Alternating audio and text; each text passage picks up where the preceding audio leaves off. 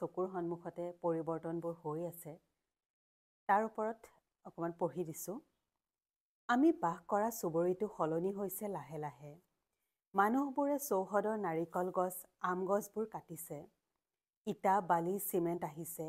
গছবোৰৰ শিপাৰ তলতে মজদুৰবোৰে কবৰৰ দৰে গাঁত খান্দিছে। ২-৩ মহলীয়া ঘৰৰ ফাউণ্ডেশ্যনৰ গভীৰ গাঁতবোৰ। এটা ঘৰে নুজুৰে, দুটা ঘৰৰ প্ৰয়োজন হৈছে। কেতিয়াবা দুটা ঘৰেও নুজুৰা হৈছে। বাঢ়ি গৈ আছে আকাশচুম্বী লোহাৰ ৰডবোৰ। দুমহলীয়া, ৩ মহলীয়া ঘৰৰ ওপৰত ঘৰ। আকাংক্ষাৰ ডেউকা বাঢ়ি বিশাল ফিনিক্স পক্ষীলৈ ৰূপান্তৰিত হৈছে। মানুহবোৰে আগৰ দৰে কপৌ চৰায়ে বাহ লোৱাৰ কথা, ঘনচিৰিকাবোৰ কমি অহাৰ কথা নপতা হৈছে।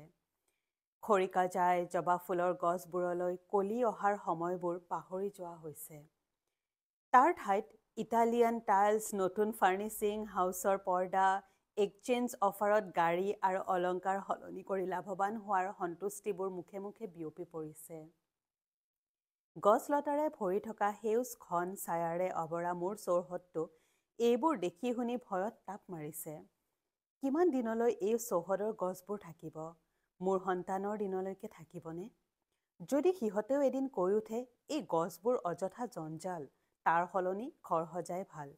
এক নিশ্চিত নিৰাপত্তা। নিৰাপত্তা? মানুহৰ এই নিৰাপত্তা প্ৰকৃতিৰ ওচৰত কিমান ক্ষুদ্ৰ।